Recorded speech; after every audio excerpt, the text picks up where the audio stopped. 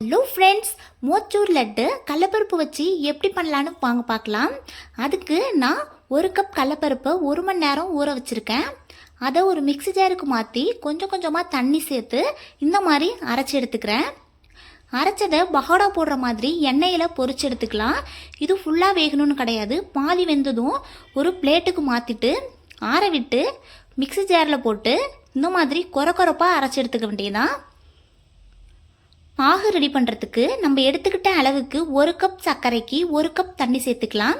உங்களுக்கு இனிப்பு அதிகமாக வேணும்னா 1.5 கப் சர்க்கரை சேர்த்துக்கோங்க.